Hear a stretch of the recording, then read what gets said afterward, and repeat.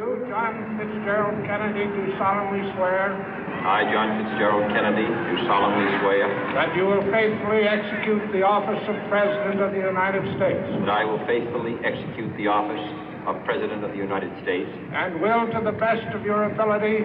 And will, to the best of my ability. Preserve, protect, and defend the Constitution of the United States. Preserve, protect, and defend the Constitution of the United States. So help you God.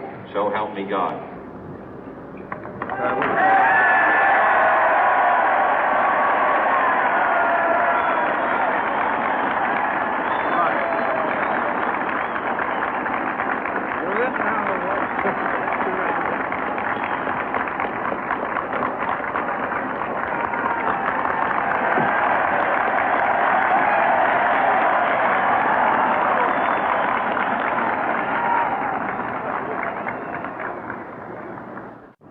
Vice President Johnson, Mr. Speaker, Mr. Chief Justice, President Eisenhower, Vice President Nixon, President Truman, Reverend clergy, fellow citizens.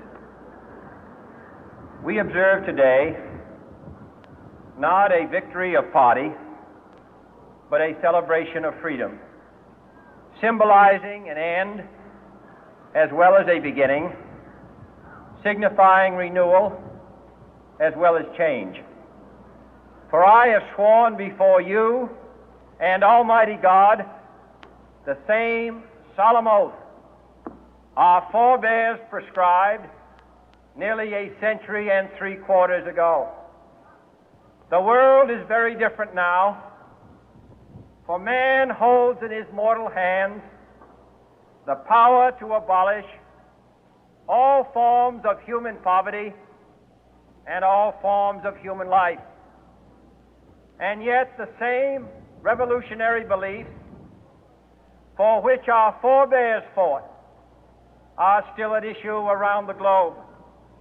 The belief that the rights of man come not from the generosity of the state, but from the hand of God.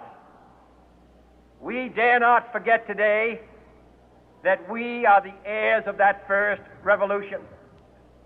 Let the word go forth from this time and place to friend and foe alike that the torch has been passed to a new generation of Americans born in this century, tempered by war, disciplined by a hard and bitter peace, proud of our ancient heritage, and unwilling to witness or permit the slow undoing of those human rights to which this nation has always been committed and to which we are committed today at home and around the world.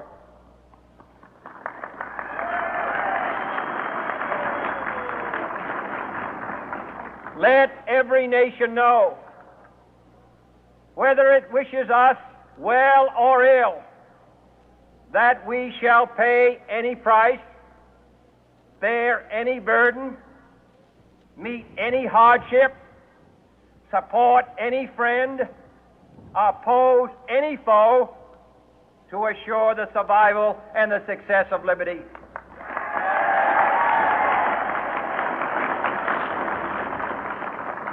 This much we pledge and more. To those old allies whose cultural and spiritual origins we share, we pledge the loyalty of faithful friends. United, there is little we cannot do in a host of cooperative ventures.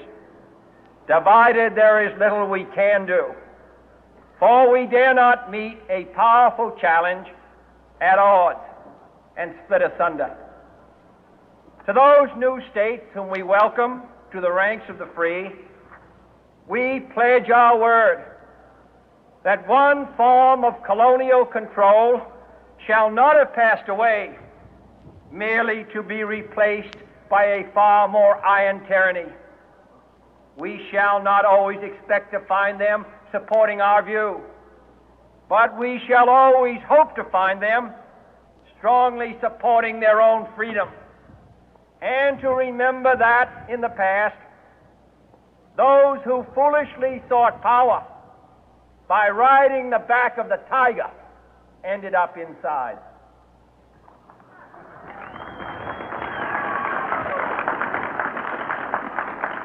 To those people in the huts and villages of half the globe struggling to break the bonds of mass misery, we pledge our best efforts to help them help themselves for whatever period is required, not because the communists may be doing it, not because we seek their votes, but because it is right.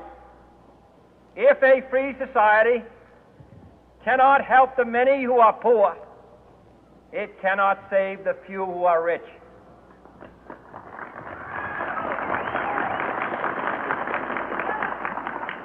To our sister republics south of our border, we offer a special pledge to convert our good words into good deeds, in a new alliance for progress, to assist free men and free governments in casting off the chains of poverty.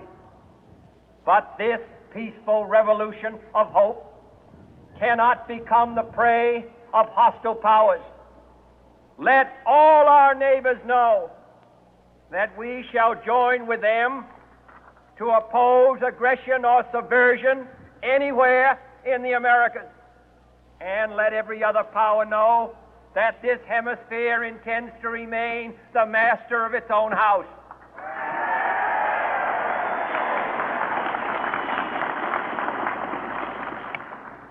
To that world assembly of sovereign states, the United Nations, our last best hope, in an age where the instruments of war have far outpaced the instruments of peace, we renew our pledge of support to prevent it from becoming merely a forum for invective, to strengthen its shield of the new and the weak, and to enlarge the area in which its writ may run.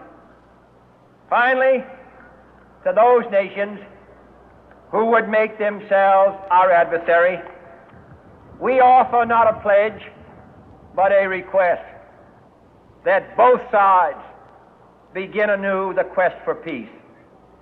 Before the dark powers of destruction, unleashed by science, engulf all humanity in planned or accidental self-destruction, we dare not tempt them with weakness, for only when our arms are sufficient beyond doubt can we be certain beyond doubt that they will never be employed.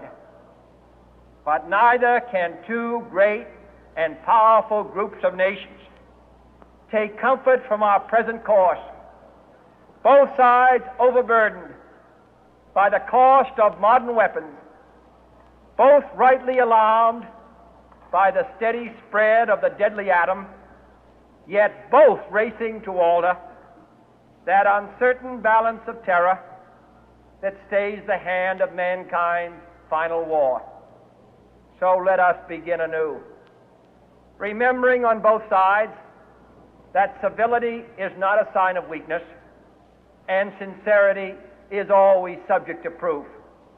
Let us never negotiate out of fear, but let us never fear to negotiate.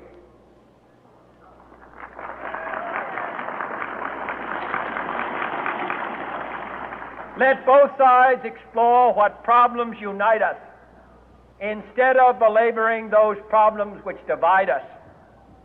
Let both sides, for the first time, formulate serious and precise proposals for the inspection and control of arms, and bring the absolute power to destroy other nations under the absolute control of all nations.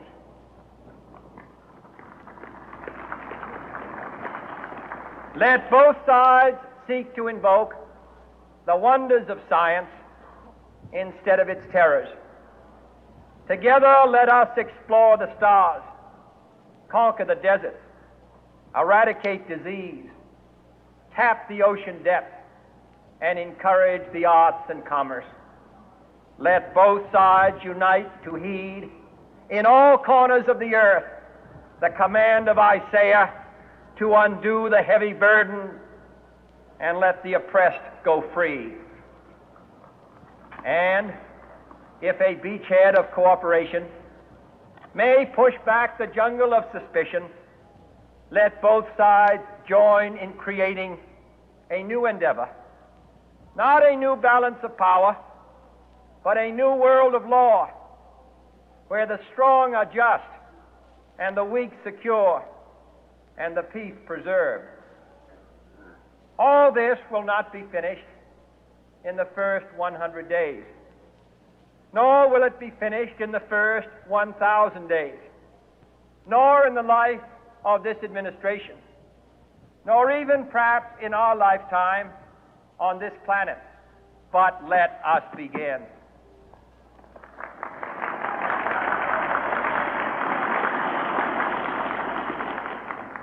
In your hands, my fellow citizens, more than mine, will rest the final success or failure of our course. Since this country was founded, each generation of Americans has been summoned to give testimony to its national loyalty. The graves of young Americans who answered the call to service surround the globe.